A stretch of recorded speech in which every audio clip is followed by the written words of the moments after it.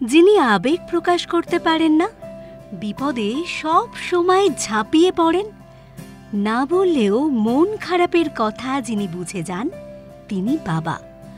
সন্তানের সাফল্যই তার সাফল্য, সন্তানের ব্যর্থতাই তার ব্যর্থতা। যার কাছে সন্তানের নিজে হাতে বানানো খারাপ খাবারও অমৃত, তিনি বাবা। আমাদের সকল আবদার পূরণ করেন যিনি, তিনি বাবা।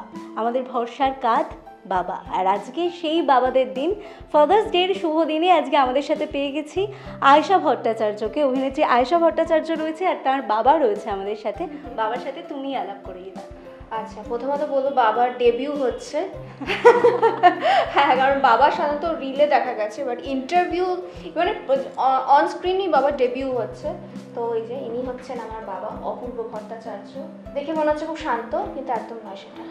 প্রথমে কাকুকে তো আমরা সচরাচর পাই না, কাকিমার থেকে আমরা তোমার বিভিন্ন ব্লগের মাধ্যমে তোমার গল্প কাকিমার থেকে আমরা শুনেই থাকি। আজকে কাকুর থেকে তোমার গল্প শুনবো, তোমার দুষ্টুমির গল্প, বা আয়েশা কতটা শান্ত সেটাও শুনবো।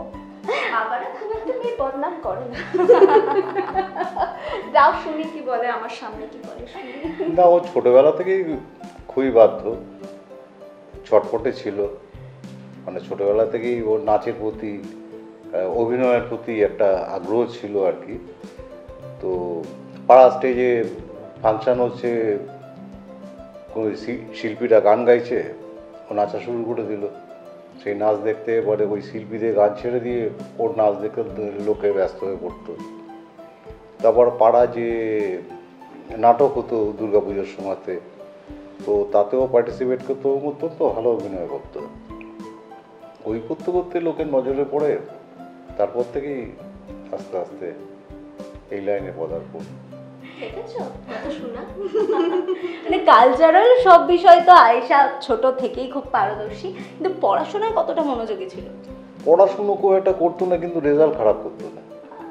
মাথাটা ভালো ছিল, অল্প পড়লে ধরে নিতে পারতো।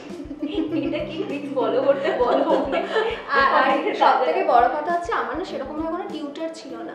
হ্যাঁ, ওই অঙ্কের টিউটার, ওটা তো সবারই মোটামুটি থাকে, বাট আমার বেসিক্যালি যদি কেউ টিউটার থাকে, মানে থেকে থাকে, সেটা হচ্ছে মা আর বাবা। আর হিস্ট্রি, যেটাকে আমি সব থেকে বেশি ভয় পেতাম, সেটা পড়তাম হচ্ছে বাবার কাছে।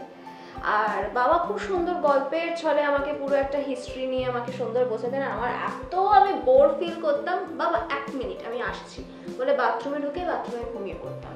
আর বাবা বাথরুম দেয়, কিরে আর কতক্ষণ। কিন্তু বিশ্বাস করো, ওই গল্পের ছলে ওই বোঝানোটা বাবা এত ভালো বোঝাতেন যে পরীক্ষাতে ওই ঠিক বাবার ওই গল্পটাই পুরো খাতা আমি কপি পেস্ট করে দিয়ে চলে আসতাম, আমি পাস করে যেতাম। আর মাথাটাও হয়তো ভালো হয়েছে অভিনয়ের জন্য, ওখানে এত বড় বড় স্ক্রিপ্ট করতে হয়, তো ওই পড়ে পড়ে মুখস্থবিদ্যাটা আরো ভালো হয়ে গেছিল। আর এই যে পড়াশোনা যখন করতে, ইতিহাস পড়তে, মানে আমার শুনেই ভয় লাগছে, ইতিহাস পড়তে পড়তে বকা খেতে কি কাকুর কাছে? না না, বাবা কোনোদিনও না, আমি কেন জানি না, লোকে ইতিহাসকে ভয় পায়, আবার আমার ইতিহাসের প্রতি একটা প্রেম ছিল।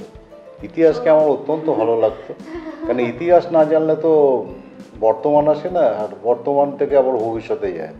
ইতিহাস জানতেই হবে। এবং আমি সেই অ্যানসিয়েন্ট ইন্ডিয়া হিস্ট্রি, মানে প্রাচীন, মধ্যযুগ, বর্তমান, ওয়ার্ল্ড হিস্ট্রি, সবগুলো পড়াশোনা আর করতাম। বাবাকে অথবা কখনো বইটা দেখাতে হতো, শুধু চ্যাপ্টারটা বলে দিতাম, বাবা এই চ্যাপ্টারটা। এগুলোর উপর আমি প্রচুর বলে বাবা পড়াশোনা, গল্পের মতো বলতে শুরু করে দিত, অদ্ভুত লাগতো আমার।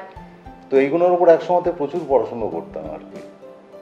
এবার একটু আয়েশার জার্নিতে আসি, মানে প্রথম যখন আয়েশাকে দেখলেন টিভির পর্দায়, সেই অনুভূতি কেমন ছিল? কালচারাল দিকে তো ছোট থেকে পারদর্শী ছিল, কিন্তু টিভির পর্দায় দেখা প্রথমে তো টিভির পর্দা, মানে ওই ডান্স বাংলা ডান্সেও যখন পার্টিসিপেট করলো, তার আগে তো ব্যোমকেশ বক্সী, তাও তার আগে ব্যোমকেশ বক্সী, তখন তো খুব ছোট বোধহয় ব্যোমকেশ বক্সী। হ্যাঁ, আমি ক্লাস 2, খুবই ছোট। ইভেন ব্যোমকেশ বক্সীর জন্যই আমার বাড়িতে মনে আছে প্রথম কেবল এলো। আমাদের বাড়ি থেকে কেবল লাইন ছিল না, পড়াশোনা খারাপ হয়ে যাবে বলে প্রথম কেবল লাইন এলো। আর তারপরে বাবার এক্সপিরিয়েন্স কি শুনি, আমিও শুনি। তারপর ডান্স বাংলা ডান্স, তো সেই অনুষ্ঠান, মানে নাচগুলো দেখতাম, মানে ও রিহার্সাল করছে দেখতাম, বা স্টেজে পারফর্ম করছে। আবার সেটা যখন এডিট হয়ে যখন মানে টিভির পর্দায় যখন আসতো, তখন দেখতে আরও ভালো লাগতো। তখন তো অনেক গুণীজনও থাকতেন ওর মধ্যে, মিঠুন চক্রবর্তী তখন যাচ্ছিল। তো ওই ওই শো দেখতে তো নিশ্চয়ই ভালো লাগতো। বিশেষ করে যখন মেয়ের নাচের প্রশংসা শুনতে হ্যাঁ, পেতেন হ্যাঁ। এত গুণীজনদের থেকে। ঠিক ঠিক, সেটা তো একটু হয়ই। কিন্তু মানে- এই ডান্স বাংলা ডান্সেরই প্রথম দিকে কিন্তু বাবা না বলে দিয়েছিলেন, মানে রিজনটা হচ্ছে অন্য। প্রথমত যখন অভিনয় এলাম বাবা না বলেছিল, একটাই চিন্তা, সবার যেটা মেইন চিন্তা হয় পড়াশোনাটার না ক্ষতি হয়, তো মা ওটা চ্যালেঞ্জ নিয়েছিলেন যে হবে না। সত্যি শুনলে না, তোমরা শুনলেও যে আমি পড়াশোনা খুব ভালো ছিলাম, তো ওইটা একটা আমি মেনটেন করেছি। সেকেন্ড, ডান্স বাংলা ডান্সের বাবা না বলার রিজন হচ্ছে আমাদের ঘুরতে যাওয়ার প্ল্যান, দার্জিলিং এ হ্যাঁ সবকিছু বিশাল একটা ট্যুরের প্ল্যান ছিল, বিশাল বুকিং টুকিং হয়ে সব, সব। মানে টিকিট, হোটেল, আমাদের ট্রেনের টিকিট সবকিছু ফাইনাল মানে হয়ে এটা গেছে। তুমি সিলেক্ট হওয়ার আগে প্ল্যান? হ্যাঁ, এগুলো সব অনেক আগে প্ল্যানিং হয়েছিল। আর এই সেম ট্যুরটা আমরা সেকেন্ড টাইম প্ল্যান করেছিলাম, কারণ তার আগেও আমাদের ফ্যামিলি একটা রিজনে আমাদের ওটা ক্যান্সেল হয়, তো তারপরে আমরা আবার সেকেন্ড টাইম আমরা ট্যুরটা প্ল্যান করি। আমাদের বাইরে ট্যাক্সি ওয়েট করছে, জাস্ট বেরোতে যাব তখনই মায়ের কাছে ফাইনাল কল এলো দ্যাট আয়েশা ইজ সিলেক্টেড। এবার খুব স্বাভাবিক, একবার মানুষ মানে সমস্ত ট্যুর ক্যান্সেল করে, ওকে। সেকেন্ড টাইম যখন হয়েছে বাবা বললো অসম্ভব, আমি কিছুতেই আরটা ক্যান্সেল করতে পারবো না, আগে আমার প্রচুর টাকার লস গেছে। বাট পরে বাবাকে অনেক বোঝানো হয়, বাবাও সেটা বোঝেন, কারণ বোঝালে তো শুধু হয় না, বোঝানোটা নিতেও হয়। তো বাবা সুন্দরভাবে সেটা বুঝলেন, এবং পরে আমার এইটা জীবনে ভুলবো না যে বাবা না বলেছিলেন। আমি যখন আউট হয়ে গেছিলাম ডান্স বাংলা ডান্স থেকে, বাবা প্রায় 1000-এর উপর কোথায় হবে রিফ্লেক্ট বানিয়েছিল আমাকে যাতে সবাই ভোট করে ওয়াইল্ড কার্ড এন্ট্রি করে। বাবা এত এত রিফ্লেক্ট বানিয়ে বাড়ি বাড়ি বিলি করা, অফিসে দেওয়া, কোথায় না যায়নি। মানে ওই টাইমে আমি শুধু মনে আর আছে, লোককে দিয়ে হ্যাঁ লোককে দিয়ে বলানো, লাগানো- ভোট লাগানো। করানো, মানে আমার মা, আমি তো ওটা আলাদাই ব্যাপার, বাট বাবার ওই এফর্টটা আমি জীবনে ভুলবো না। মানে যে মানুষটা না বলেছিল সে মানুষটাই পরে 1000% এফর্ট দিয়েছিল যাতে মেয়ে আবার ওই মঞ্চে ফিরে আসে। আর সত্যি বাবার আশীর্বাদে পরে আবার ডান্স বাংলাদেশের মঞ্চে ডাকও পায়, আর তারপর তো জানি যেরকম চলা চলছে। মানে আমরা বরাবরই শুনে আসি যে বাবা মানেই একটা নীরবে পাশে থাকা, একদম।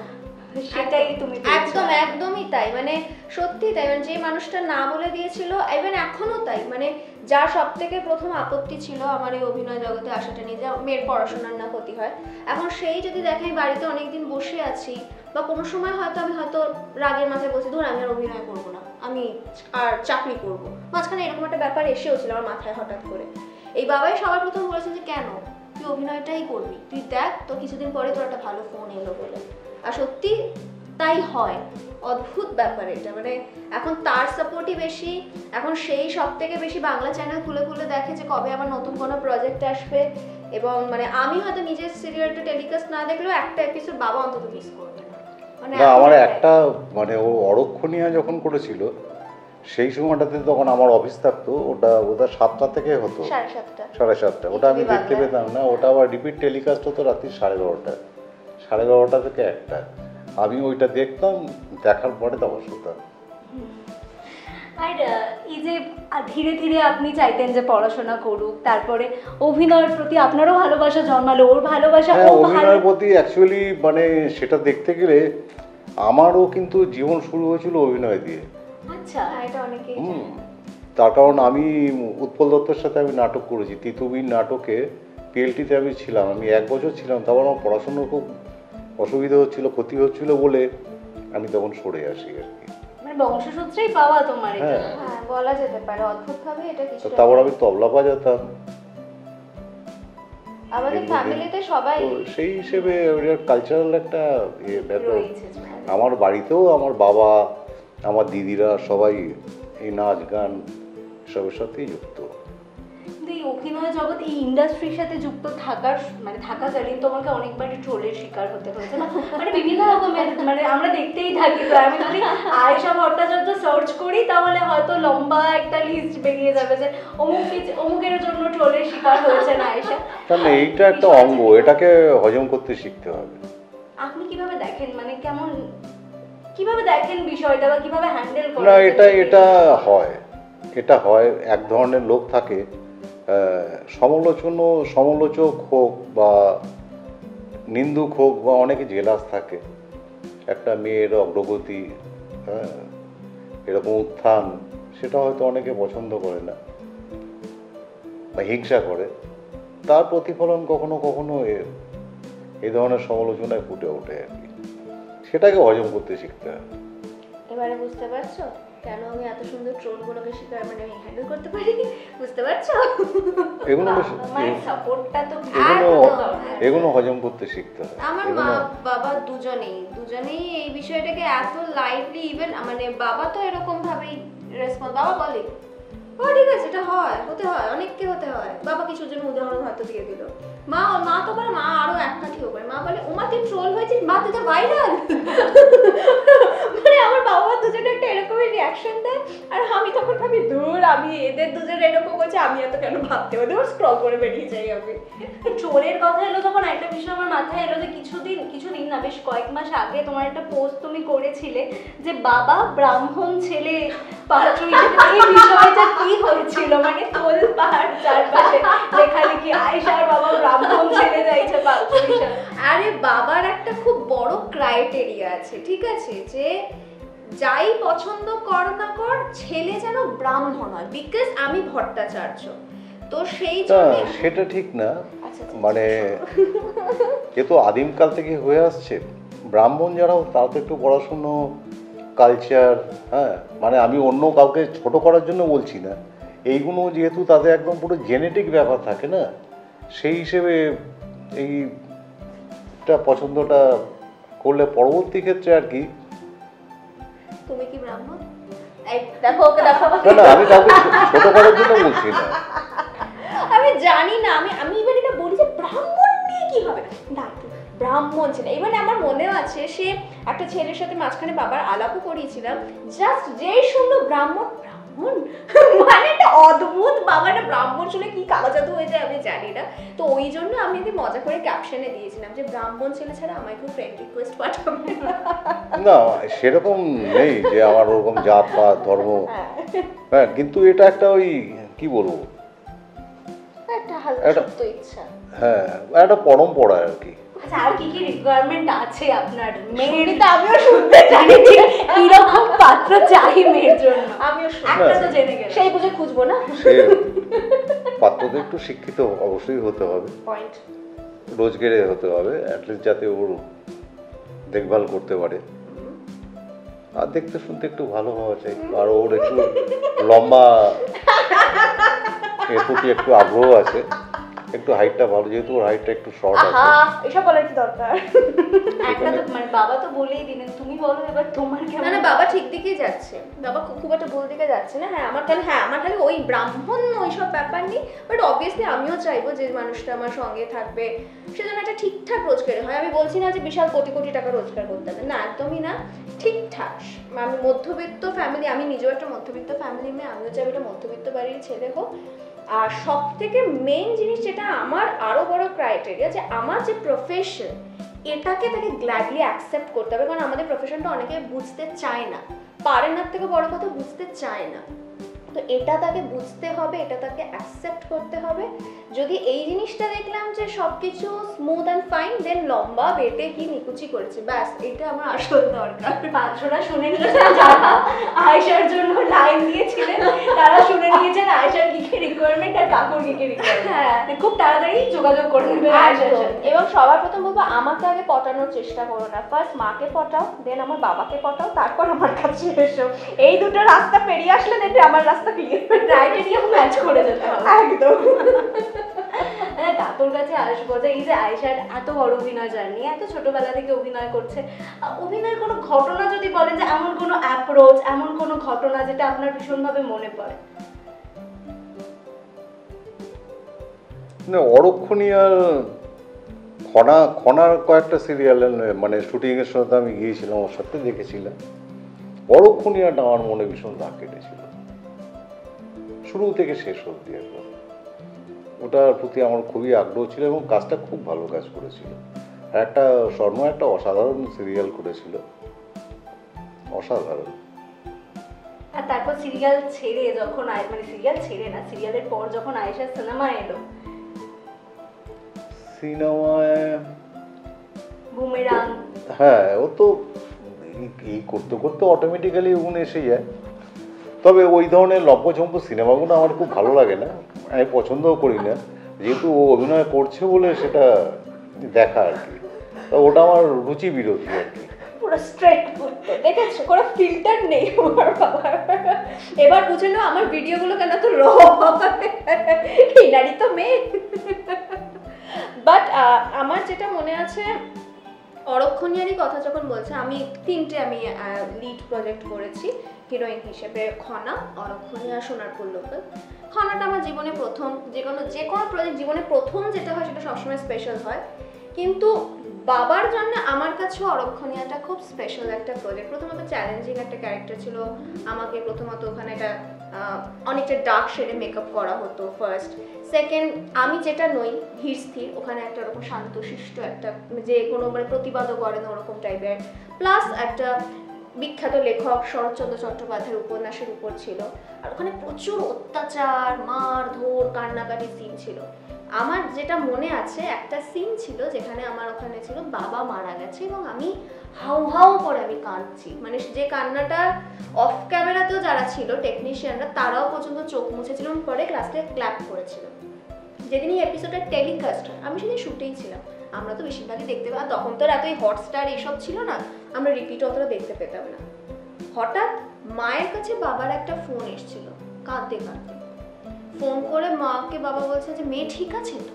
বলছে হ্যাঁ ঠিক আছে। তখন তাই 14 ঘন্টা শুটিং হতো না, সারা রাত জেগে আমাদের শুটিং হতো। বলছে হ্যাঁ ঠিক আছে, কেন কি হয়েছে? না না মেয়ের না কান্নাটা আমি দেখলাম, মেয়ে আমাকে ভেবে কোথায় কেঁদেছে, ওকে বলো আমি না ঠিক আছি, আমার কিছু হয়নি, আমি ঠিক আছি। সে বাবা মানে কি ইমোশনাল হয়ে গেছিল, আমার বাবা চট করে কাঁদে না, একদমই কাঁদে না, বাবা প্রচন্ড চাপা, আমিও চাপা। আর বোধহয় এখান থেকেই ব্যাপারটা বোধহয় ট্রান্সফার হয়েছে। তো সেই দিন আমি যখন বাবার ওই কথাটা আমি শুনছি, বাড়ি যখন আমি ঢুকে না বাবার একটা অদ্ভুত আমাকে জড়িয়ে ধরা, অদ্ভুত স্নেহ, অদ্ভুত একটা মায়া। তো ওইটা না একটা বড় পাওনা, বড় অ্যাওয়ার্ড, অডিয়েন্সদের থেকে রেসপন্স পাওয়া ওকে, বাট যখন যে মানুষটা জীবনে কোনো কিছু এক্সপ্রেস করে না, সে যখন ওই রকমভাবে ব্যাপারটাকে এক্সপ্রেস করছে, এটা খুব বড় পাওনা। তো ওই জন্য সবসময় আমার কাছে অরক্ষণীয়টা একটা ভীষণ মেমোরেবল প্রজেক্ট ফর বাবা। এবং এখনো শুনতেই পাচ্ছি, যাই কথা হচ্ছে ঘুরে ফিরে অরক্ষণীয় বাবা আসে, মানে এতটাই তার কাছে একটা পছন্দের প্রজেক্ট। আচ্ছা, এবার একটু চলে আসি অন্য একটু ভাবে, আমরা একটু অনেকক্ষণ সিরিয়াস আলোচনা হয়ে গেছে তো, তাই একটু আমরা গেম খেলি, তারপর আবার আমরা গল্প শুনবো কাকুর থেকে। এবার আমরা দেখবো যে দুজন দুজনের পছন্দ কতটা জানো তোমরা। আগে থেকে আমরা কিন্তু রেকর্ড করে রেখেছি অ্যান্সারগুলো, তাই আসল অ্যান্সারও আপনারা শুনতে পাবেন। প্রথমে তোমার কাছে আসি। আচ্ছা, কাকুর প্রিয় খাবার? আমি মাছ খুব পছন্দ করি। এমনি তো বাবা মাছ খেতে খুব ভালোবাসে, মাছই হবে আর চা। কোনটা বলবো বুঝতে পারছি না, কি বলেছো? হ্যাঁ, মাছ চা দুটোই আছে, মাছ তো ফার্স্ট প্রায়োরিটি। কাকুর প্রিয় সিনেমা? আমার প্রিয় সিনেমা তো আমি সত্যজিৎ রায়কে খুব পছন্দ করি। শোলে না, শোলে ঠিক আছে, কিন্তু সত্যজিৎ রায়। এটা কবে হলো? কি এতদিন তো ধর্মেন্দ্র করা যায়, এই চিটিং করেছে বাবা আমার সাথে। সত্যজিৎ। আচ্ছা, পাহাড় না সমুদ্র? দুটোই। সমুদ্র? হ্যাঁ, ওর দুটোই। আচ্ছা, কাকুর পছন্দের হিরোইন? বাংলা হলে সাবিত্রী, আর বম্বে যদি হয় সাবানা আজমি আমার খুব পছন্দের। পছন্দের হিরোইন? দুজনের নাম বলেছেন, দুটো ইন্ডাস্ট্রির নাম বলেছেন, বলিউড এবং টলিউড দুটো। বলিউড আর টলিউড? আচ্ছা, বলিউডের মধ্যে বাবা পছন্দের, টলিউডে কি শর্মিলা ঠাকুর মেবি, নাকি? না না, শর্মিলা ঠাকুর তো পরশু নাম বলবো কে? টলিউডের শর্মিলা ঠাকুর তো কিছু অপরিচিত। আচ্ছা, বলিউডেরটা আমি গেস করছি, বলিউডের কে? জয়া বচ্চন? কে? সাবানা। হ্যাঁ, ও এটা তোমার মামির এক চয়েস? ও আচ্ছা, স্মিতা পাতিল। ওকে। আর বাংলা হচ্ছে সাবিত্রী। আচ্ছা, বাহ, এটা আমার পছন্দ। এটা তুমি জানতে না? না, একদমই জানতাম না। আমি ধর্মেন্দ্রটাতে তো বাবা ঠকে গেছি, কারণ ওটা সারাক্ষণ বাবা ধর্মেন্দ্র করে যায়। মানে সত্যজিৎ রায় বলে দেবে সেটা ভাবো? হ্যাঁ, কোনোদিনও ভাবিনি। ওই জন্য ভেবেছি শোলে টিভিতেও যখন দেয় বাবা দেখে এত সুন্দর করে বসে পড়লো। হ্যাঁ, দেখেছো, দেখো। কিন্তু মানে পছন্দের তালিকায় ওগুলো আসে না। আচ্ছা আচ্ছা, দুঃখিত, ঠিক আছে, ক্ষমা প্রার্থী। আচ্ছা, কাকুর প্রিয় পোশাক? প্রিয় পোশাক বলতে প্যান্ট শার্টই। প্রিয় পোশাক বাবা তো নর্মালি শার্ট প্যান্টের ওপরেই থাকে বেশি। পাঞ্জাবি তো খুব একটা পরতে চান। ডোন্ট টেল মি তুমি পাঞ্জাবি পরেছো। পাঞ্জাবি পরি না প্র্যাকটিক্যালি। তো শার্ট প্যান্ট ঠিকই বলেছি তো? যাক, হ্যাঁ, এখন বাবা একদম পাঞ্জাবি পরতে চায় না, জানি না কেন, সবসময় শার্ট প্যান্টের ওপর। তা ঠিক হয়েছে। তাহলে এবার কাকুর প্রিয় রং? লাল। বাবার প্রিয় রং লাল? হ্যাঁ। এবার বলতো না যে না, আমি বাবাকে গুলি করে উড়িয়ে দিতাম, সে সবসময় লাল লাল লাল লাল লাল করে। মানে এবার আয়েশার পরীক্ষা শেষ, এবার কাকুর পরীক্ষা। আচ্ছা, আয়েশার প্রিয় খাবার? Chinese food. তখন চাউমিন। কাছাকাছি গেছে। হ্যাঁ, আমি চাইনিজ ম্যাগি, ফুড বলেছি, ম্যাগি, চাইনিজ ফুড চাইনিজ। বলেছি না, ঠিকই আছে। আয়েশার প্রিয় সিনেমা? ঋত্বিক রোশনের যে কোনো সিনেমা। এটা বড় বদখত প্রশ্ন। তখন এত রকমের দেখে কোনটা ওর পছন্দের তালিকায় রয়েছে এক্স্যাক্টলি, এটা কেউই বলতে পারবে না। বলা মুশকিল। আমি নিজেই বলতে পারিনি। ঋত্বিক রোশনের যে কোনো সিনেমা। হ্যাঁ, ঋত্বিক রোশন তো ওর খুব পছন্দের, দেখে টাকে আর কি। পাহাড় না সমুদ্র, কোনটা বেশি পছন্দ করে? ও দুটোই। হ্যাঁ, দুটোই, বাট একটা বেশি আছে এর মধ্যে। সমুদ্রটা। পাহাড়। আয়েশার পছন্দের হিরো? ঋত্বিক রোশন। ঋত্বিক রোশন। এটা সবাই পারবে, সবাই। আয়েশার প্রিয় পোশাক? আমি ট্র্যাডিশনালটাই পছন্দ করি বেশি। হ্যাঁ, মানে প্রিয়টা বলা না। হ্যাঁ, খুবই টাফ না অ্যাকচুয়ালি। বাবা সবসময় তো সব রকম পোশাকই আমাকে দেখে, বাট আমার যেটা পছন্দের ওটা আমি বলতে গেলে জানি। শাড়ি তো নিশ্চয়ই হবে না। বাবা চুড়িদারও খুব কম পড়ে আর কি, প্যান্ট শার্টই পরে আর কি। আমি ট্র্যাডিশনালি বলেছি, শাড়ি মানে ওই দিকেই গেছি। ঠিক আছে, এটা তোমার দোষ না, আমি এটা বুঝতে পারছি, বাবার দোষ নয় এটা, তুমি বলে দাও।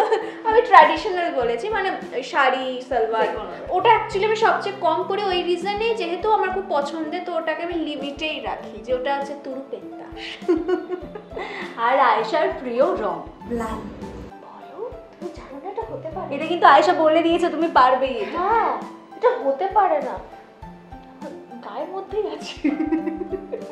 লাল বলে মানে আয়েশা মানতে চাইছিল না যে কাকু এটা বলতে পারবেন, তাই বলে না, এটা না, লালটা খুব পছন্দ করে, লালটা পরেও। যে কোনো কিছু, মানে আমার মানে ওয়ার্ড্রপ খুললে শুধু দেখা যাবে লাল লাল লাল লাল। ইভেন দেখো আমরা পরেওছি আজকে অদ্ভুত ভাবে লাল। লালের উপর একটা অদ্ভুত দুর্বলতা। মানে কে কত স্কোর পেলো, এই পয়েন্টস গুলো কিন্তু আপনারা দেবেন, কমেন্ট বক্সে লিখে দিন যে কে কত স্কোর পেয়েছে। আচ্ছা, তোমার তো আয়েশা আমি দেখছিলাম যে বাদামের গল্প নিয়েই একটা সিনেমা আসছে। বাবা মেয়ের গল্প নিয়ে? হ্যাঁ, হ্যাপি নিশ্চিত। হ্যাঁ, সেটা নিয়ে একটু জানতে চাইবো। ওই গল্পটা ভীষণই একটা স্পেশাল গল্প, এবং আমিও জীবনে প্রথম একটা এরকম টাইপের গল্পে অভিনয় করলাম, যে একটা সিঙ্গল ফাদারের জার্নি নিয়ে গল্প, যে খুব অল্প বয়সে একটা বাচ্চা তার মাকে হারিয়েছে, এবার তার বাবা নিজের ক্যারিয়ারের সাথে, কারণ সাধারণত সিঙ্গল মাদারের অনেক স্টোরি আমরা শুনি, বাট একটা বাবা, কারণ বাবাদের কি হয়, চাকরি থাকে, তারপর বাজার ঘাট, প্রচুর প্রচুর প্রচুর অনেক রকমের দায়িত্ববোধ থাকে, তো সেই সব দায়িত্ব সামলে তার সঙ্গে মানে বাচ্চার সঙ্গে সময় কাটানো, বাচ্চাকে কিভাবে মানুষ করা যায়, আর খুবই একটা ইমোশনাল স্টোরি। কেন এতটা ইমোশনাল, শুধু সিঙ্গল ফাদারের স্টোরি বলেই তার নয়, একটা খুব ইমোশনাল একটা কেস আছে এই গল্পটায়, সেটা যখন মুভিটা পর্দায় আসবে তোমরা দেখবে সেটা বুঝতে পারবে। আর আবার একটু তোমাদের দুজনের গল্পে ফিরে আসি, যেহেতু বাবা মেয়ের গল্প, তাই জন্য এই ছবি নিয়ে কথা বললাম। আজকে আর অন্য ছবি নিয়ে কথা বলবো না, কারণ আমরা সবসময় বলতে থাকি। আচ্ছা, দুজনকে দুজনের সাথে কোনো সিক্রেট শেয়ার করা হয় তোমাদের? না, খুব একটা সিক্রেট, বাবার সিক্রেট হ্যাঁ একটাই হয়, মায়ের প্রতি অভিযোগগুলো। যখন মা থাকে না তখন যত ভেতরের অভিযোগ অভিমানগুলো থাকে তখন ওগুলো আমার কাছে এসে উগড়ে পড়ে, জানিস মাম্মা আমার সাথে এটা হয়েছে। আর আমি না আমার মোটামুটি মানে প্রয়োজন ইচ্ছা অনিচ্ছাগুলো আমি বেশি ওর সাথেই আলোচনা করি। যখন আমাকে একা পায় তখন মানে ওই তো বললাম তো সুখ দুঃখে যত কাহিনী আছে, ইভেন অফিসেরও, ইভেন অনেক সময় কিছু হয়তো বুঝছি না আমি, বাট তাও বাবা বলে গেল অফিসের এই গেছে ওই গেছে, আমি শুধু ও আচ্ছা তাই এরকম ভাবে শুনি। আর আমি খুব একটা সিক্রেট কিছু শেয়ার না, আমি সিক্রেট যেটা করি যেটা হচ্ছে এমন কিছু জিনিস যেটা জানি মা হয়তো কিনে দেবে না, তো সেইটা আমি টুকটুক টুকটুক টুক করে বাবার কাছে, বাবা বাবা এটা কিনে দাও না, হ্যাঁ বা হয়তো শুটে আছে আমি যদি হয়তো খুব স্বাভাবিক, মারা তো চাইবে যে মেয়ে যাতে জাঙ্ক ফুড না খায়, হয়তো মাকে আমি বললাম, মা বলে দিল না খাবে না বা দেবো না অর্ডার করে, আমি হয়তো বাবাকে বললাম বাবা আমাকে এটা খেতে ইচ্ছা করছে, দে অর্ডার করে দে আমি টাকা দিয়ে দিচ্ছি। মানে এইগুলো যে বাজে যে আবদারগুলো, বাজে মানে যেগুলো কোনোভাবেই মা মানবে না, সেই বাজে আবদারগুলো মা এই বাবার কাছে মেটাই। আর অবভিয়াসলি বাবা নিজেও জানে যে পরে মা জানলে বকা দেবে, বাবা ওটা শুনে নেয়। কাকু কি কোনোদিন তোমার কাছে কোনো আবদার করেছেন, সেটা তুমি মিটিয়েছো? বাবা ভীষণ চাপা, বাবা না মুখ ফুটে কোনো কিছু চাওয়া বা বলা সবে কিচ্ছু নেই, কিন্তু কোথাও একটা বুঝতে পারি যে হয়তো এটা হলে ভালো হতো। লাইক বাবা যে ওয়ালেটটা ইউজ করে ওটা আমারই কিনে দেবো। আমি একদিন দেখতে পাচ্ছি বাবার ওয়ালেটটার কয়েনের জায়গাটা পুরো ছিঁড়ে পড়ে মানে বেরিয়ে যাচ্ছে কয়েন পুরো, বাবা না ওই ব্যাপারে ভীষণ কেয়ারলেস, কিনবো আচ্ছা চলে তো যাচ্ছে, আর মেয়ে দিয়েছে সেটা ভীষণ স্পেশাল। না ওটা আগেরটা বলছি, এখন যেটা ইউজ করছে ওটা আমার কিনে দেবো। তো একদিন বাবাকে নিয়ে চুপচাপ বললাম চলো তো বাবা তোমার সাথে একটা জায়গায় যাবো, গেলাম কিনে আমি বাবাকে বলছিলাম আমার একটা বন্ধুর জন্মদিন তার জন্য ওয়ালেট কিনছি, তো দেন ওই ওয়ালেটটা কিনে নিই, হঠাৎ বলো না এটা তোমার জন্য, হঠাৎ তাকিয়ে বলি এটা আমার তো তুই করে বুঝলি, আমি তো দেখতে পাচ্ছি। তো এবার এখন রিসেন্ট এই ওয়ালেটটা অনেক বছর হয়ে গেছে, এখন ওটারও খুব খারাপ অবস্থা, ওটাও এখন ফেলে দেওয়ার জায়গাতে এসে কিন্তু এখনো ইউজ করে যাচ্ছে। এরকম অনেক আছে, একটা যেমন চটি আছে বাবাকে ওটা কিনে দিয়েছি, সে চটিটা যতবারই ছিঁড়ে যাক না কেন বাবাটাকে স্টিচ করে করে পরিয়ে যাচ্ছে, বিকজ ওটা আমি কিনে দিয়েছি। এরকম কয়েকটা জিনিস আছে যেটা বুঝতে পারি যে বাবা হয়তো বলবে না, কিন্তু মনে হয় বাবাকে কিনে দিলে ভালো হয়, তো সেরকম ভাবে আমি কিনে দিই। মুখ ফুটে কিছু চায় না, বাবারা এরকমই হয়, কিছু চায় না সহজে। হ্যাঁ, আপনার থেকেই জানতে চাইবো যে মেয়ের দেওয়া উপহার আপনার কাছে। না এমনি অনেক কিছুই তো আছে, মানে আনন্দদায়ক বা তৃপ্তিদায়ক। এই ফ্ল্যাটটা যখন করেছে এটা আমার কাছে সম্পূর্ণ গোপন রেখেছিল, করে মোটামুটি সব ঠিকঠাক। একদিন যাচ্ছিলাম তখন আমি ওকে বলছিলাম যে দেখ এরকম জায়গায় যদি একটা ফ্ল্যাট নেওয়া যেত ভালো হতো, আমাদের তো অনেকটা ভিতর হয়ে গেছে। তো ওটা ওর মার সাথে আলোচনা করেছিল, আলোচনা করার পর তারপর ওরা সব ঠিকঠাক করে টোরে অনেক দূর এগিয়ে তারপরে আমাকে জানিয়েছে আর কি। তখন কাজকর্ম শুরু হচ্ছে সেই সময়, সেটা একটা অতি পাওনা।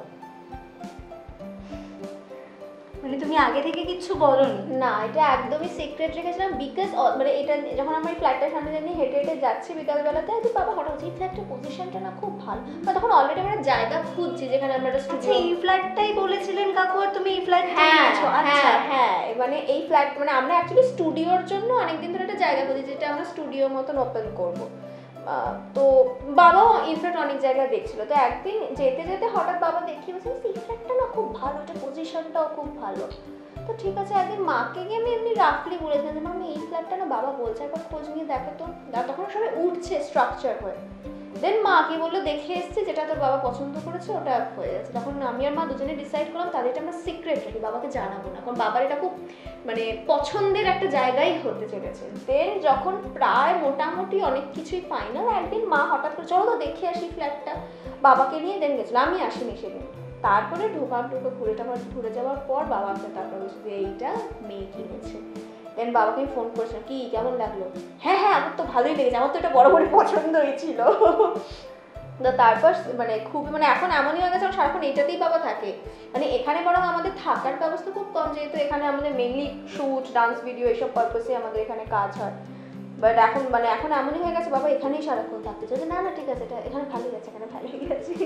আচ্ছা, আজকে ফাদার্স ডে স্পেশাল দিন, খুব বেশি সময় আর নেব না কারণ কাকু অফিস থেকে এসছে, রবিবারও কাকু ছুটি থাকে। একদম আমি বাবাকে পাই না বলতে গেলে, বাবা সারাদিন অফিস অফিস অ্যান্ড অফিস। আজকে মানে ফাইন, তোমাদেরকে থ্যাংক ইউ যে তোমাদের জন্য বাবাকে আমি এত তাড়াতাড়ি পেয়েছি।